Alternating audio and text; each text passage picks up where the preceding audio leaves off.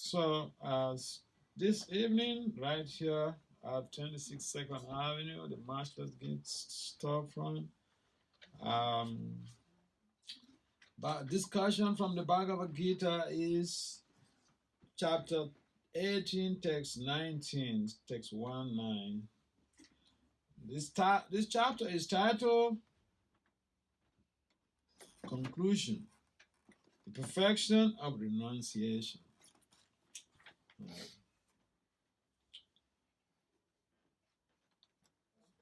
So, translation.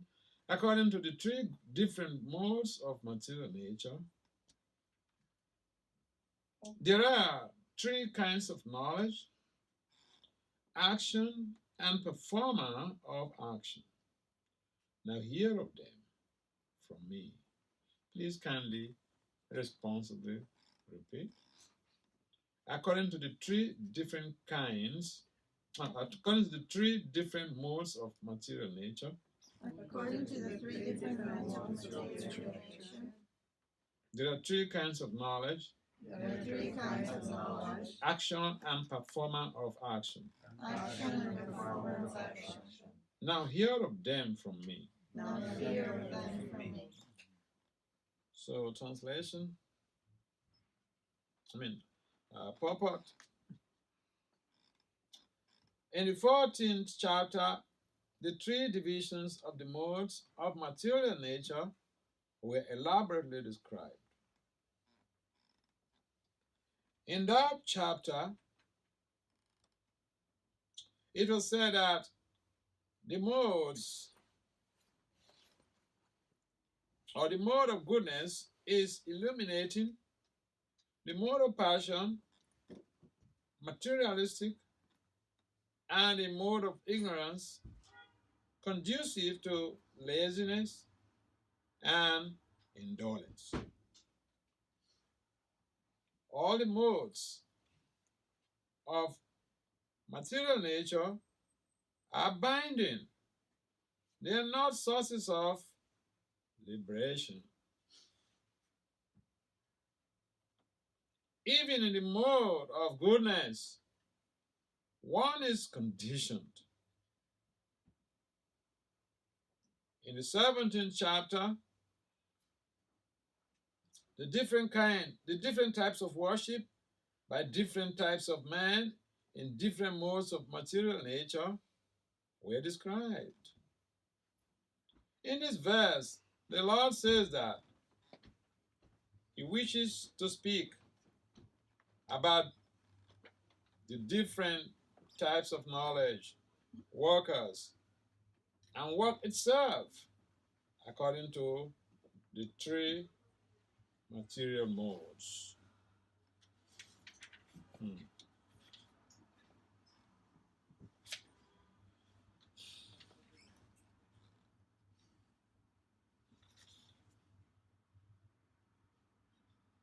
So I'd like to go to the next text, because in this very text,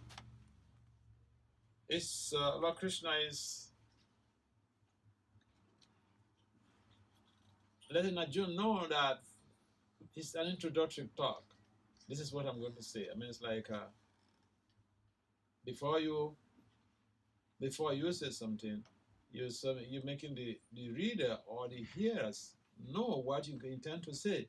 You say, hey, in this chapter 1, this is what I'm going to say. This is what I'm going to describe. This is what I'm going to do. This is what I'm going to discuss. So, that's just introduction. So then the reader or the learner, that triggers some desire to look forward to what is going to take place. What is this stuff?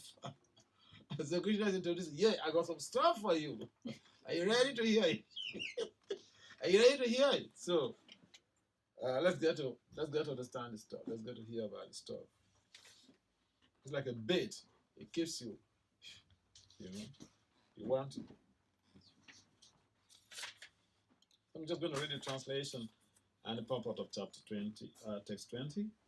That knowledge by which one undivided spiritual nature is seen in all living entities, though they are divided into innumerable forms. You should understand to be in a mode of goodness. So let's listen to the purport. A person who sees one spirit soul in every living being, whether a demigod, a human being, animal, bird, beast, aquatic, or plant, possesses knowledge in the mode of goodness. In all living entities, one spirit soul is there, although they have different bodies in terms of their previous work. As described in the 17th chapter, the manifestation of the living force in every body is due to the superior nature of the Supreme Lord. Thus, to see that one superior nature, that living force in every body, is to see in the mode of goodness. That living energy is imperishable, although the bodies are perishable. Differences are perceived in terms of the body because there are many forms of material existence in conditional life. The living force appears to be divided. Such imperishable knowledge is an aspect of self-realization. So, Om Gyana Timarasya, Gyana Jana Salanakaya, Saksura Meditam, Jena Tasmai, Siya Gorben. The Chaitanya Manavadistam, Stafetam, Jena Puta, Swayam Rupam Kadamaya, Tadatisva, Padantika. Vanda Sri Krishna Chaitanya, Nityananda Sahodita, Godatai Puspavanto, Jitu Chandu Tamanda. Namo Vishnu Padaya Krishna Pristaya Bhutale, Srimati Bhakti-vedanta Swami Atma. Namaste Saraswati Devi Bhagavani Pachari Nirsis Sambhani Pasatari Vancha Kalpatari Bhyacha Kripa Sandhya Evacha Patitanam Paramiti Vaishnavi. Jaya Sri Krishna Chaitanya Prabhu Nityananda Sri Advaita Gadadhara Sri Sri Gaur Hare Krishna, Krishna Krishna, Hare Hare Ram, Ram Ram.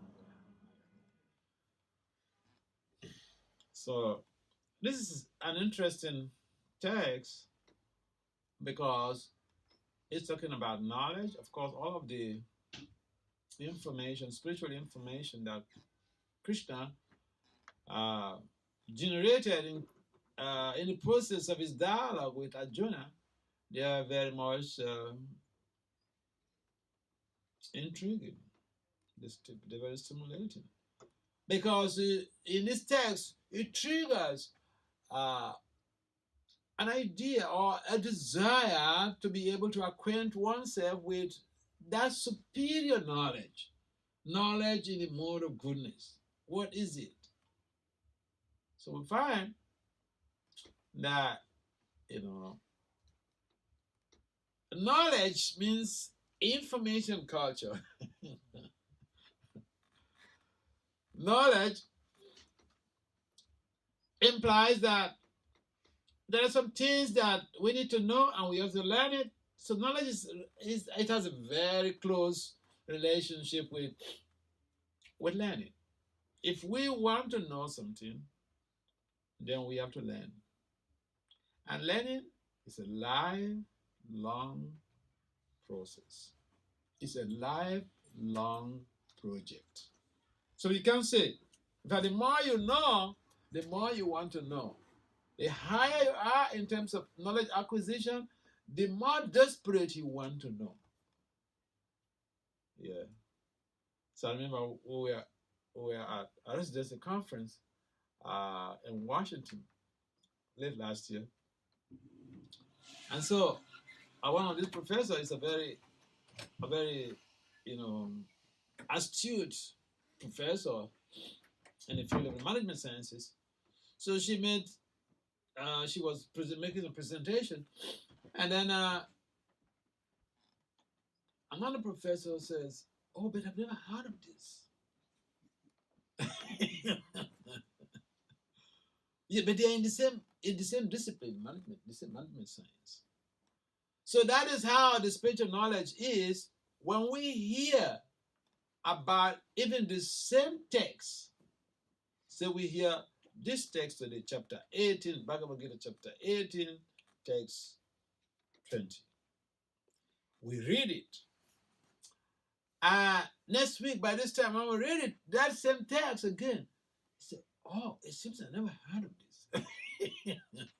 this. There is something new. In other words, there is no saturation of information culture in spirituality. I'm not too much. I'm saturated with the information culture of spirituality. I don't need to know anymore. No. It's never been like that. It will never be like that. And it will not even dream of happening it now. That's why we are here. We are eager to learn something.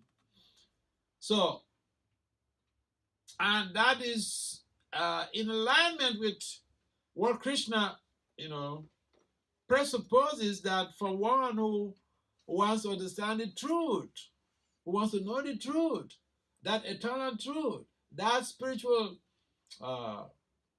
information culture, one has to be eager to learn, and one has to approach a bona fide spiritual master to make some inquiries, some humble inquiries. Humble inquiry does not mean that one becomes a zombie. No, humble inquiry implies that you remove everything in your cup and you're ready to put something new in the cup to be able to drink.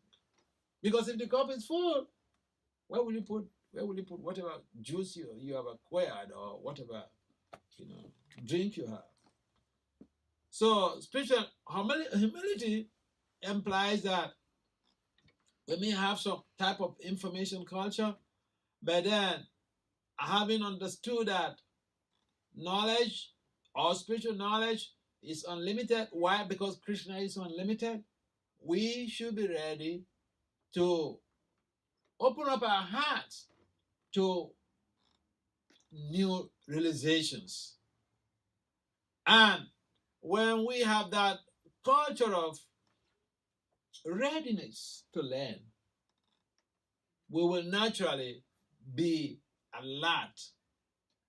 Otherwise, we could be distracted, because even the sensory modalities, at every moment, they are pulling us here and there. And so if we do not understand that, yes, there's something that needs to learn something new, I need to learn something, we will not even be eager to come to the temple. We will not have been here. So that initial desire to learn, initial desire to hear Krishna Katha, that is an imperative factor in spiritual development. And that basically implies that one is treading by the impulse of the mode of goodness. Because if you're not in the mode of goodness, then you will not be attracted to spiritual knowledge. If some element of mode of goodness is not there, you will not be attracted to spiritual knowledge. Keep in mind that these three modes of nature, Tama, Rajas, especially mode of ignorance and passion, they don't motivate us. I mean, they don't pull us to a spiritual resource system where we can tap some spiritual information about the universal concept of human identity. This text in the purport is actually stretching about the universal concept of human identity. And what is that? That we are identical in one sense. Why? Spiritually speaking, we are identical. Because there is one living force, one spiritual force within these bodies that activates these bodies. Whether you have a white skin, you have a black skin, you have a green skin, you have a yellow skin, these are just their dresses, upadhis, designations. But the real substance, I was listening to a lecture by Prabhupada. So he was mentioning that, okay, so if you say that life is just a bunch of matter, okay, someone is dead, the child comes, and he says, oh, dad is gone. The dad is lying there, right there. So what is gone? What is gone? That is the individual life force. There are different names to that life force. In Sanskrit, it's called Atma, or the spirit soul. And anyone who has some understanding, some higher understanding about the composition of this body will really know that when someone dies, there is something that has left the body.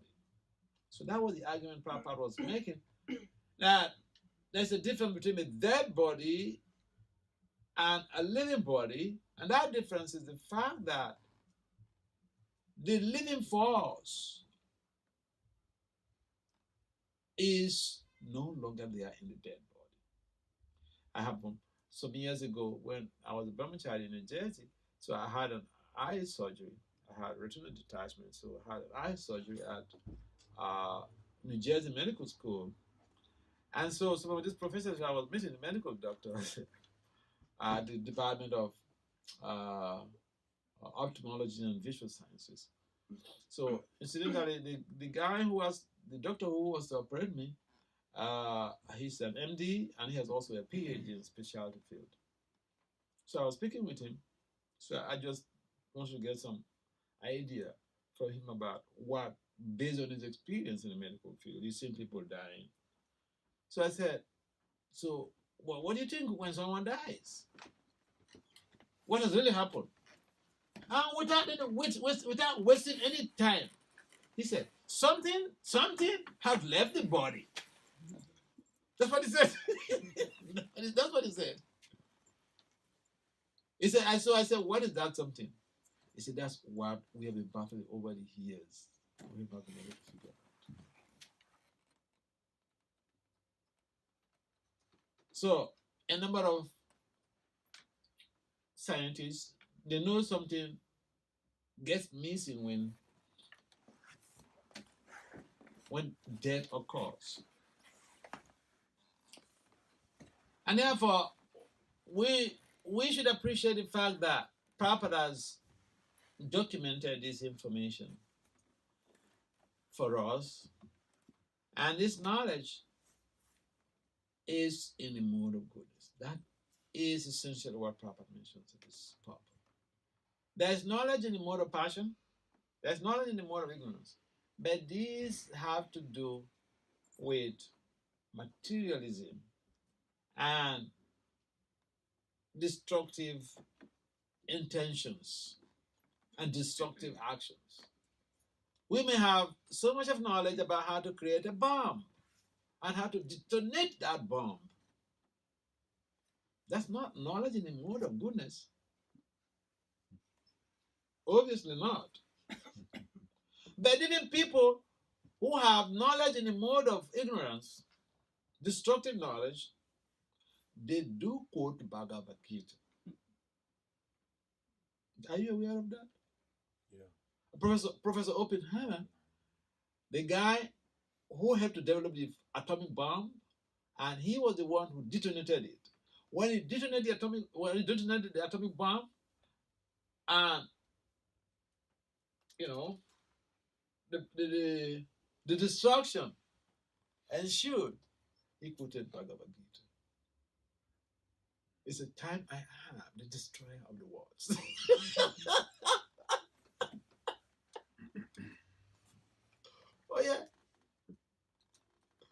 Yeah, if you doubt it, Google Oppenheimer. You check it. You read about history, you find that, yeah, when he detonated the atomic bomb, there was a blast. And he said, so I was speaking to that same professor at New Jersey Medical School, the one who was going to operate me. I gave him some books, some PowerPoint books. I was thinking, hey, Krishna, why had to bring me here? Just for eye surgery? No, even when I'm going to lose my eye, I have to do something. Because when you're going in for a retinal detachment, basically, it's just 50-50. Okay, you're going to lose your eye or you're going to have it. So I thought, well, even just to lose my eye, why did Krishna have to bring me here? I thought I have to do something. So I determined that I'm going to have to give some books out to this guy. So I gave him some small books. I think Coming Back and one of the small book. So when I went in there for my appointment, for the next appointment, for him to fix the date for my surgery, he made a comment when he met me that, oh, that book you gave to me was very nice. I said, oh, you've not seen anything. I said, I even have the book where Oppenheimer quoted that time I am the destroyer of the worlds. And then immediately he said, I need that book. That's how I went next time, and then I brought him Bhagavad-gita. So, the bottom line is that for you to appreciate that higher information, just by reading one of Papa's books, and he said that book is so informative, it's so relishing. So those are people in the mode of goodness. They have appreciation for higher understanding. Higher understanding implying that the whole of humanity, the whole of the global village is just one small family. One small family. Why is it one small family? Because we do have one identity as what? Spirit souls. And that identity is what knits the whole of the people together. Now, in general, what is contributing to misunderstanding and even strifes or wars? It's because people do not have that higher understanding. People are not living in the mode of goodness. They don't have knowledge in the mode of goodness. Therefore, they don't know that there is one and only one living force in each and every embodied being. Each and every embodied being is one living force. The same quality of life. And that living force is characterized by consciousness. When that living force quits the body becomes a dull, dead matter. So Papa, in the discussion, he was making the argument that, all right, if you say the body just a bunch of chemicals, so why couldn't you check out what chemical is missing when they say someone is dead and inject that chemical into the body and then revive it?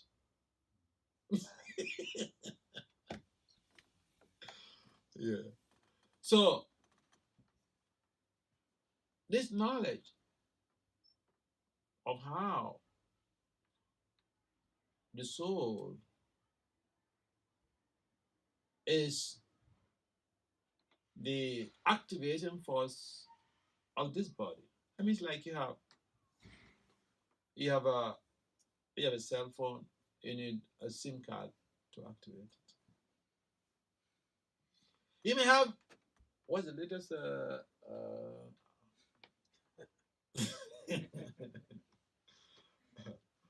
What is this, an iPhone? Is it iPhone 10? Okay, 10 XL.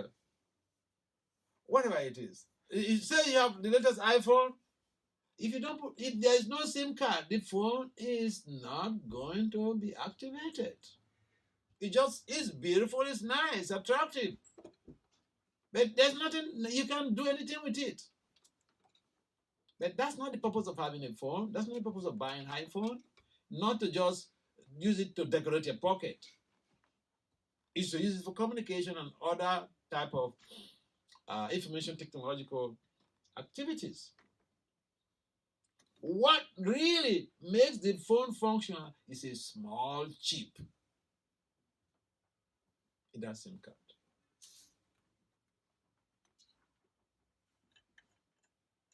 So in a similar way, we may have wonderful, beautiful, handsome bodies. But we need to understand that what makes you even beautiful, attractive, is that infinitesimal entity called Atma or spirit soul.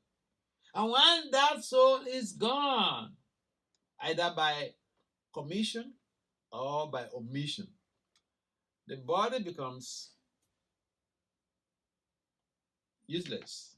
Even the people who are attracted to you, who can stay without you, they want that body to be removed very quickly. Quick, take it to the crematorium, go get it burned. But this is your darling. Oh, she's no longer there. Oh, but this is she. Oh, you don't understand. I remember when I was a kid, so I had an uncle, and then when I was coming back, when I just came back from school, so I was whistling, small boy, whistling. I was entering the campus, I was whistling. So, my aunt, one of my father's youngest sisters, she came to me and said, shh, shh, shh, shh, shh. Shut up. I said, what? You see, your uncle is dead. So don't whistle. So I didn't understand what she meant by someone dying or something like that. So by the time I heard the name, so I went straight to his apartment. And when the people were sitting around his bed and he was on the bed, so I went back to my aunt and said, you say he's gone. Look at him there. She said, oh, you don't understand. No knowledge. They just say it's gone. What is gone, people don't seem to understand. So that spirit soul is what makes this body functional. If that spirit soul is no longer there, this body becomes a lump of dead matter. No more attraction, no more knowledge, no more eloquence, no nothing.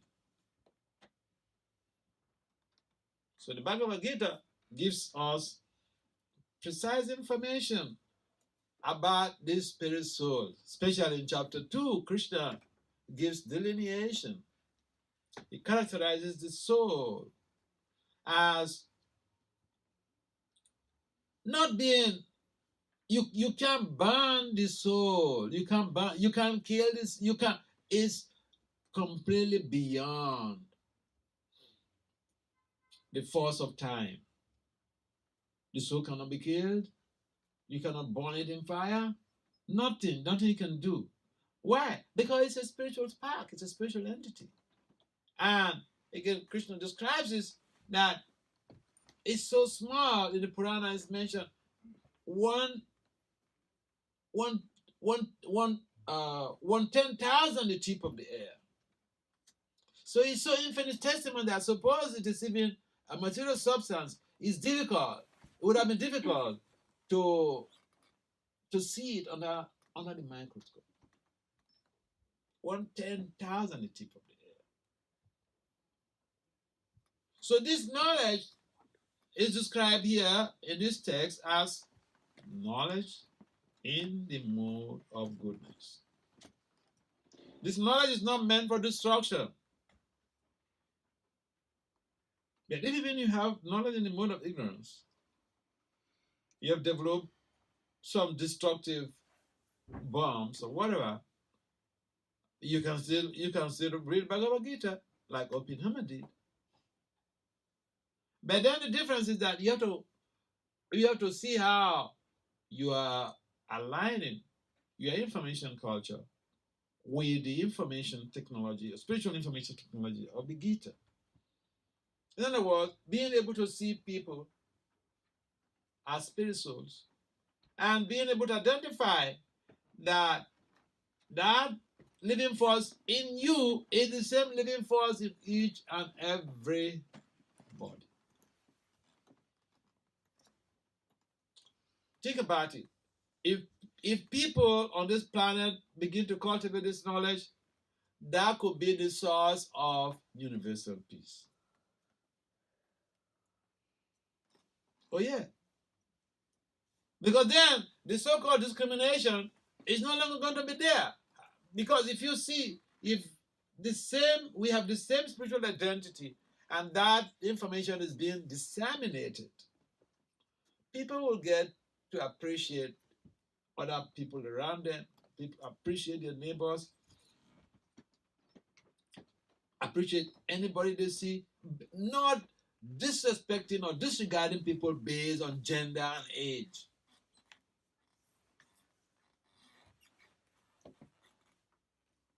I remember I was in Ivan some years ago in California. So the temple at Laguna Beach, they entrusted me into the care in the care of one family, their grandparents. So we were going for a program, and a wife was sitting on the back, was sitting in the front with the driver, or with the husband. So we were going, and the wife was giving the directions to the place. Talking about, how we can just minimize knowledge in the mode of goodness and cause some strife even in our family, cause some miscommunication, misunderstanding, and a cold war even in the family. So we were going, and then the wife was giving the husband the information based on the directions that she has with her. Husband completely ignored the wife. So she said that if you're not even going to take the directions here, why don't you call the host that we are going to, so that we don't miss and manage, we take it to the wrong path, and then he's not able to go and give the talk. So the husband, he called the guy, he called the host, and that is some directions. So the host sent the directions. The same directions that the wife has. The same exact replica.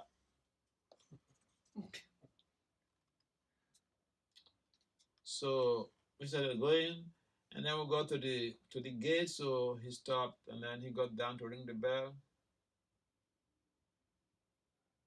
Talking about discrimination and knowledge deficiency,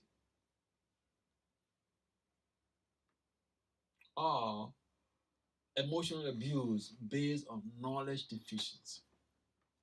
When people don't have knowledge in the mode of goodness, it's so easy to emotionally abuse anybody, even your spouse. Why not? So then, when he went in to ring the bell, I came out. I highlighted from the car. The wife also highlighted from the car. And I remember a comment she made. She looked at me and said, "So, in this world, as long as you're a woman, anything you say is wrong." I said, "Mataji, I don't know you people before. I'm a guest to your house. But I can tell you one thing. What your husband did to you is completely wrong." Immediately, her face, her countenance changed from that bitterness, she started smiling. You know what she's thinking? Oh, not all these guys are this. They are not all the same. They're not the same. Not everybody is, acting in this bizarre way, because the same knowledge is there, directions, but because is somebody whom he thinks is inferior to him. But if we have that knowledge that the soul is there in each and every living, in each and every embodied being, what would be the criterion to even discriminate against somebody? So here is the rationale. Here is the reason why, if even you have that knowledge, you could be bound or you could discriminate against somebody. Because the mind is by nature sankalpa and vikalpa. Accepting one thing now and rejecting that same thing the very next second.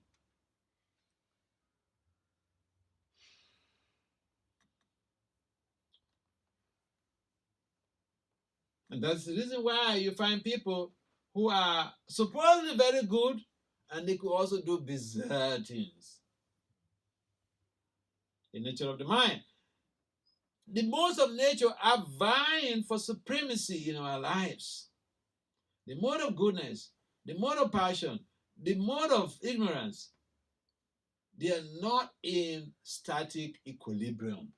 They are always fighting. I mean, it's like little kids in the house. Immediately the parents have left the house, they've gone to the mall, leave the kids in the house. Oh, there's always fighting. They're fighting who takes over, who controls. The most of nature also, they always have that. So yes, we may have this knowledge about the soul, but it's so easy within a flash of time to forget. And then the mind takes over and we could start being emotionally abusive. Even to our supposedly loved ones.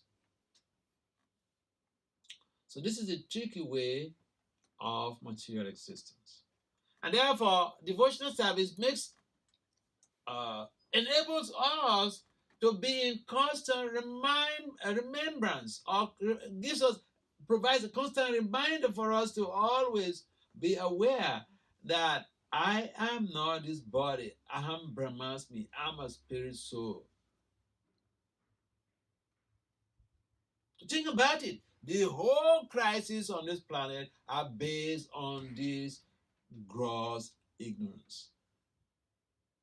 People thinking, I'm superior to you because I'm a man. I'm superior to you because I'm a woman. I'm superior to you because I am green. I'm superior to you because I'm white. I'm superior to you because I'm yellow. Oh yeah, this is the whole foundation of ignorance and strifes on the planet. Therefore, the peace formula Prabhupada has given to us is that people should have that high understanding. People should chant Krishna's holy names. When we become purified, then we'll be able to appreciate the identity of each and every one as a spiritual spark from the spiritual whole. So that's why I said in the beginning that this verse is very intriguing. It's very relevant to our everyday reality. For us to be able to understand, to obtain that deeper understanding, how each and every living body, there is that living force, that life force, characterized by consciousness, is all that we need to know to make a positive difference. That's all we need to know to be able to become sustainably compassionate. Because if we think we are giving some help to this body, or I like this body, hey, who is this girl? Whoo, she's so nice. Okay, I want to marry you. After 50 years, after 50 years, the body had changed, man.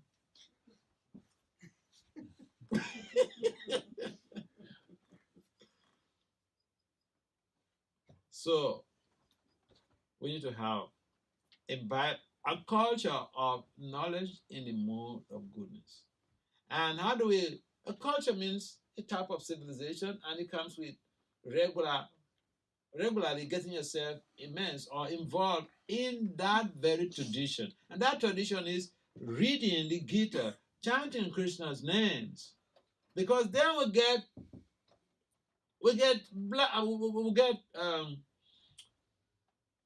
infused with that knowledge and that purification that ensues with constantly digging in, beating our intellect with that knowledge. So the both of them, they go together, the chanting of Krishna's names and the knowledge that we have to acquire by reading. In fact, if someone is not reading or is not coming to classes, at a particular time, you becomes dry. You becomes spiritually dehydrated. And then what happens? You become disenchanted and you can become disinterested in continuing to continue the journey on the spiritual path. It's so important. So we need to read this Bhagavad-gita. We need to do some service, and I repeat this anywhere I go, because sometimes we think that, oh, been in the movement for so many years, I know everything. We don't know everything. The tendency also to think that I'm better than anyone else. Look, I'm cultivating knowledge in the mode of goodness. Therefore, I'm superior to everyone else. In fact, the more we become embedded with this information culture, the more we allow this information culture to become part of our daily lifestyle, the more we begin to realize that we don't know anything. The more we begin to realize that we need to cultivate genuine humility. Because you find that those who have cultured this knowledge, they're very, very compassionate. They're very, very compassionate. What is the trigger for their compassion? Because they're not seeing the bodies. They're looking at people based on that universal identity, the same living force, the same spirit soul, right there in each and every living. And then we'll see that if we're cultivating that type of knowledge every day, we'll be at peace with ourselves, and we may be able to address people's behavior, but we will love their personality. It's a different thing. Someone, I may do something silly, and then you just hit me for that. But the point is that if you see me as a spirit soul, you may find ways to address that behavior, but you still love my personality. Because the personality is the same. The spiritual is the same in each and every one. And so, based on that spiritual understanding, there could be harmony, because we have a vision beyond this material body. When the vision is just based on this bodily tabernacle, which is ephemeral, we are bound to be disappointed. We are bound to be frustrated, even in due course. So, let's think about this. And feel free to ask any questions. Hare Krishna. Any comments or questions? Yes. Hare Krishna. My question was about that scientist you mentioned, and how he used knowledge in the mode of ignorance. but then he was quoting Bhagavad-gita. So does that mean that he acquired some benefit from? Yeah, definitely. He acquires some benefit. Just to read the Gita, one amasses a lot of pious merit. Just by reading the Gita. Lord Krishna, Vishnu in discussion with Lakshmi mentioned that the Gita is not different from him. In other words, Krishna says the Gita is not different from him. So, by reading the Gita, it's not different from doing puja to Krishna on the altar. Oh yeah. Oh yeah. If you read the Gita Mahatmya, you get different, you get deep information, idea about what you gain by reading chapter 1, what you gain by reading chapter 2, what you gain by reading chapter 3, chapter in the whole Gita, We should cultivate some reading habits. We have so much to read in this Krishna consciousness. It's not like a church, you go to church on Sunday, or you go to the mosque on Friday or whatever, and then you go home and then it's all over. You're done. No. This is an ashram. Ashram means a place where spiritual knowledge is cultivated. Not just learn, cultivated. That means practice, learning and practice. If you go to school, you got your MBBS, you're a doctor. You want to practice, you have to go to, you go for residency, go to specialize in a particular field. Then you do the practicals, much more. Then you can go to practice. If you're a medical doctor, you have your medical degree. You don't practice, you're not called a medical practitioner. You're a doctor, but you're not a medical practitioner.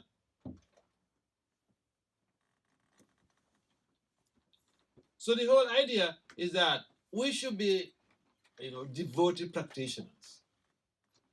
Devotee practitioner implies we need to bathe our intellect with the information culture of the Gita virtually every day. It's like you eat every day, isn't it?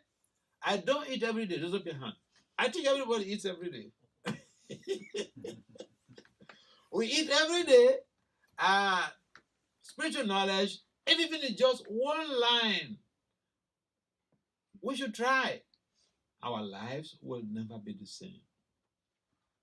Because the Gita is not different from Krishna himself. Krishna is absolute, so his paraphernalia, the book Bhagavad-gita is not different from the speaker of Bhagavad-gita. This is not what I'm saying. This is what Krishna said in the Gita Mahatmya. So yeah, he got some benefits. For him to even to quote it, it means he really must have gotten himself absorbed in it. Okay? But his dharma is to produce atomic bomb. So that knowledge really helped to purify him. Oh yeah?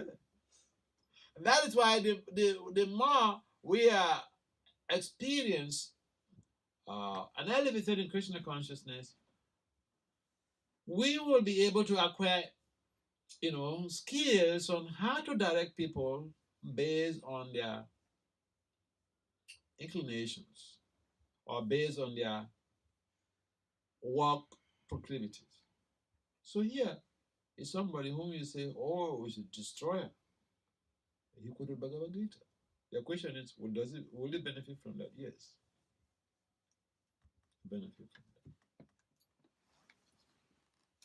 Any other comments or questions? In the absence of any other comments or questions, we'd like to join this discussion and then go to the next phase of the program. Srila Prabhupada ki. Hi. Thank you very much for coming to participate.